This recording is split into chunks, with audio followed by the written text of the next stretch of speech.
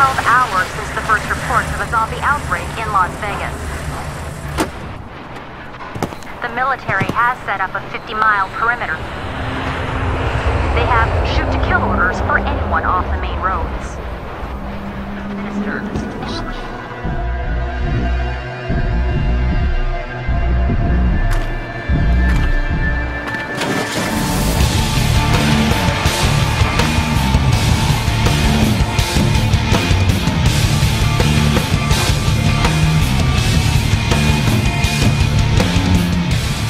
There have been many different approaches to downloadable content so far this console generation, but nothing that has turned out quite like Dead Rising 2 Case Zero.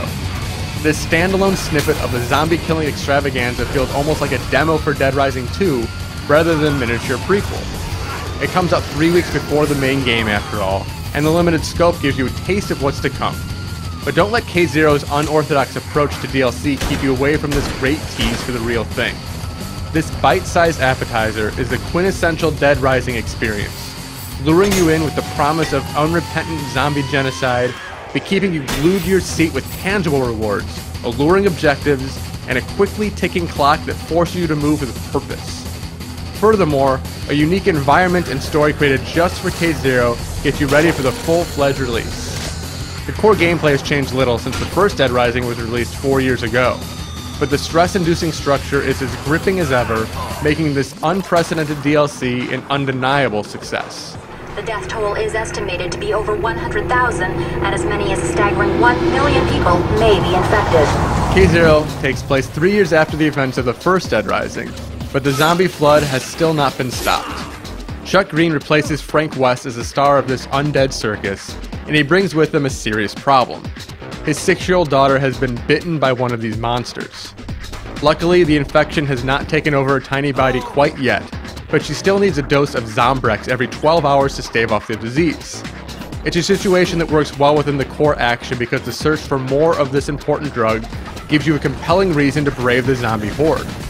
Despite the short length of this content, there's a lot of story. The simple quest for survival doesn't carry with it any important messages like the Anti-Consumerist original was able to, but it still does a good job of keeping things interesting. Furthermore, there are different endings depending on which objectives you complete, and figuring out how to trigger them all gives this game plenty of replay value. The structure is identical to Dead Rising. You have free reign in this open world, but while you're completing objectives and killing zombies, you always have to be mindful of the ticking clock. You have a set number of in-game hours to find the precious drug and get out of this zombie-infested town alive. And if you miss an objective at some point, there's no going back. Although the structure is unchanged from Dead Rising, the save system has been slightly altered. You now have 3 save slots, so you don't have to worry about overwriting your progress if you make a mistake along the way but want to keep playing. The heavy emphasis on time management makes Case Zero more nerve-wracking than your average zombie hunt, but it ultimately keeps things engrossing. The focused experience continually pushes you forward, sucking you into this world and ensuring that every choice you make carries a real consequence. The town of Stillwater in which Case Zero takes place is not very large. You can walk from one side of the map to the other in just a few minutes, and there are roughly a dozen buildings you can enter. The small scope is disappointing since you have to repeatedly walk down the same streets, but at least the game continually managed to be fun. The combat has changed a little since Dead Rising, but it's still incredibly bloody and deliciously satisfying. Any object you find on the street, including newspapers, 2x4s, and broadswords, can be used to finish off your brain-craving foes in style. Each weapon is a strong and weak attack, and it's a sadistic joy to pop the head off a zombie with one crushing swing from your baseball bat, or scar its face with a burning hot frying pan. The lack of combat depth does limit how much enjoyment you get from mindlessly whacking your foes, but there are enough weapons to keep things diverse, and the dwindling clock keeps you moving around the environment rather than picking fights everywhere you go. The biggest addition to the combat comes in the form of weapon combinations. Certain items can be duct taped together, and these creations serve as impressive tools of death. For instance, you can strap a shotgun onto a pitchfork to create something zombies will learn to fear.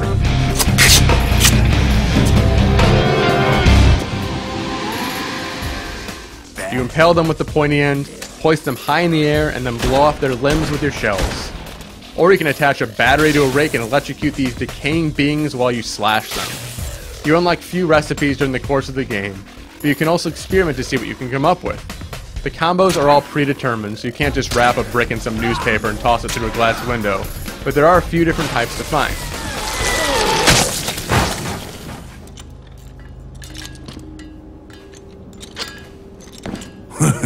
Well, alright. There's also one boss, an evil man who makes the zombies seem downright sympathetic in comparison. The fight itself is far too easy, you have access to an infinite supply of health items, but he's fun to fight because of his brutal weapon and dark backstory.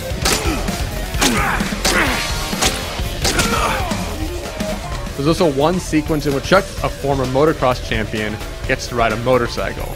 It's a wonder this guy ever got his training wheels off, let alone hoisted a trophy in this sport. The sequence lasts only a few minutes, but terrible controls make it the weakest portion of this content. Furthermore, things take a little too long to develop in Case Zero. You have to play through a few chapters before survivors make an appearance, so in subsequent replays, you need only be on cruise control until that hectic chapter begins. Rescuing survivors is fun, but their AI is as lousy as that of the zombies, so you have to continually urge them on lest they get ravaged by the freaks.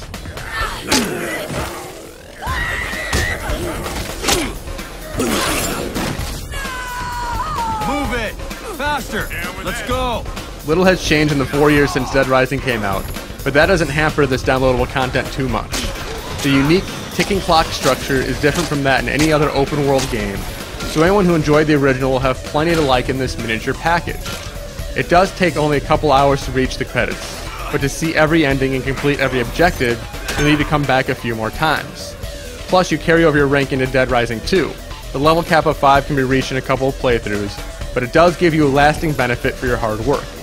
Case Zero is a great piece of downloadable content, giving you a peek behind the curtain before the full product is released in September.